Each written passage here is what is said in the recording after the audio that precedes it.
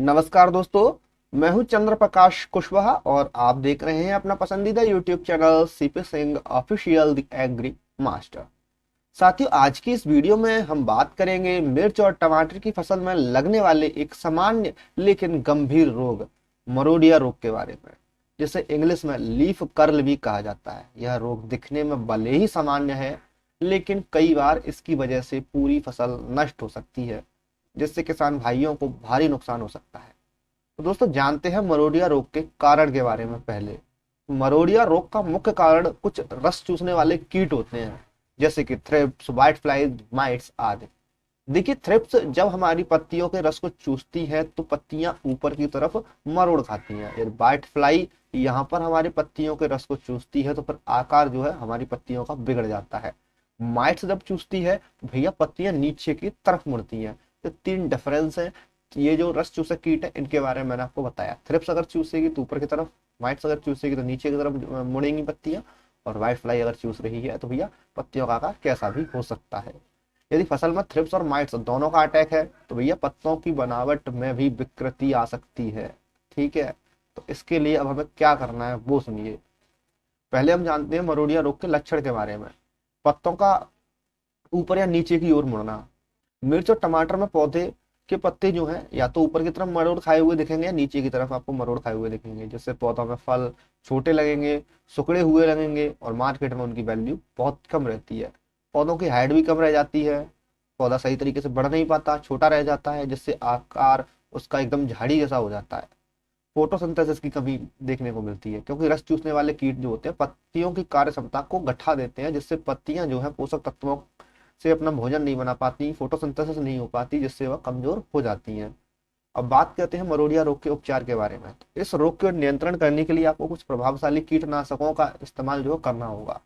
Thrips white flies के लिए आप यहाँ पर इस्तेमाल कर सकते हैं। थ्रिप्स और व्हाइट फ्लाइज के लिए बता रहा हूँ बायर का एडमायर। बायर के एडमायर के अंतर्गत टेक्निकल जो होता है वो इमिडाक्लोप्रिड होता है। 70% WG यहाँ पर जो है टेक्निकल होता है, तो आप इसका इस्तेमाल कर सकते हैं। डोज आपकी 12 से 14 ग्राम प्रति एकड़ के हिसाब से रहती है। ठीक है, 200 या 150 लीटर पानी में ये दवा हमको घोलनी पड़ती है। अगर आप टमाटर में लगा रहे हैं तो भैया 20 ग्राम कीजिएगा 1 एकड़ के लिए। टमाटर में लगा रहे हैं, मिर्च में लगा रहे हैं तो, अगर आप और किसी फसल में लगा रहे हैं तो 12 से 14 ग्राम डोज रहती है। टमाटर और मिर्च में 20 ग्राम कीजिएगा। सफेद मक्खी और थ्रिप्स दोनों को खत्म कर देगा। इनके अलावा अगर आप ये नहीं ले रहे हैं तो बायर की एक और है कॉन्फिडोर। कॉन्फिडोर आप लगा सकते हैं, जिसके अंतर्गत भी इमिडाक्लोप्रिड ही टेक्निकल होता है, 17.8% वाला। इसे भी आप यहाँ पर इस्तेमाल कर सकते हैं। इसकी भी डोज जो रहती है 1 ml 1 लीटर पानी के लिए रहती है। ये आपको दवा नहीं मिल रही है तो भैया इसकी जगह पर आप सजेंटा की एक्तारा ले सकते हैं। सजेंटा कंपनी की एक्तारा जो है ये भी आप इस्तेमाल कर सकते हैं। ये भी बहुत अच्छी मतलब दवा है कई प्रकार के रस चूसक कीटों के लिए।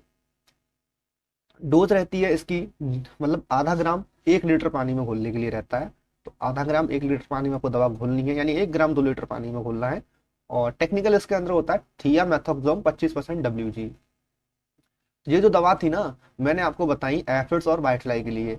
एक और दवा है सजेंटा की पेगासस। इसे भी आप इस्तेमाल में ला सकते हैं। इसके अंतर्गत होता है डाइफेंथ्यूरॉन। लेकिन ये जो दवा है ना बहुत हार्मफुल रहती है, तो इसको आप जब भी स्प्रे करें ना तो आपके पूरे चेहरे को कवर करके स्प्रे करें। ठीक है, इसे आप इस्तेमाल कर सकते हैं। इसकी डोज जो रहती है भैया ये रहती है 240 ग्राम प्रति एकड़ के हिसाब से। ये टमाटर की फसल में, मिर्च की में, बैगन की में, कॉटन की में, कैबेज की में, सभी प्रकार की फसलों में लगाई जा सकती है। ठीक है, और हाँ एक चीज और ध्यान रखिए, 240 ग्राम जो है 400 लीटर पानी के लिए है दवा।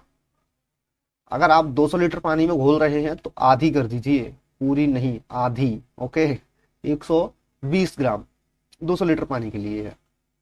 ठीक, अब देखिए यहाँ पर मैंने आपको जो दवा बताई है अभी तो एफिड्स और व्हाइट फ्लाइज के लिए बताई है। इनके अलावा एक और मतलब जो कीट है यहाँ पे माइट्स। माइट्स ये जो दवा बताई इनसे खत्म नहीं होती है, तो इसके लिए आपको एक नया टेक्निकल है, एक दूसरा टेक्निकल जो है वो इस्तेमाल करना होगा। वो भी अलग से स्प्रे करना होगा, मिक्स करके आपको स्प्रे नहीं करना है। तो यहाँ पर धानुका कंपनी का ओमाइट आता है। धानुका कंपनी का ओमाइट जो आता है इंसेक्टिसाइड, अरेकीसाइड है एक, या मिट्टीसाइड इसे बोल सकते हैं। इसका आपको इस्तेमाल करना है। इसके अंदर होता है प्रॉपर गाइड 57% EC। ये जो है हमारे टमाटर में या अन्य किसी फसल में आसानी से माइट्स को कंट्रोल कर देता है, तो आप इसका इस्तेमाल कर सकते हैं। तो दोस्तों यहाँ मैंने आपको पूरी जानकारी बता दी है कि पहले भैया मैंने आपको बताया कौन कौन से कीट किस तरीके से आपकी फसल को पत्तियों को विकृत करते हैं, ठीक है। और सारी मैंने आपको मैनेजमेंट बता दिया है, सिम्टम्स बता दिए हैं। तो दोस्तों आशा है कि आज की जानकारी आपके लिए फायदेमंद रही होगी। अगर आपको वीडियो पसंद आया हो तो इसे लाइक करके शेयर जरूर कर दीजिएगा अपने किसान भाइयों के साथ में जो टमाटर की खेती करते हैं, मिर्च की खेती करते हैं। और अगर आप चैनल पर नए हैं तो चैनल को सब्सक्राइब करके पास वाली घंटी का निशान जो है ना उसे भी दबा दीजिएगा, ताकि हमारी आने वाली वीडियोस का नोटिफिकेशन आपको वो मिल सके। मिलते हैं आपसे अगली वीडियो में एक नए टॉपिक के साथ में, तब तक के लिए जय हिंद, जय भारत, जय जवान, जय किसान।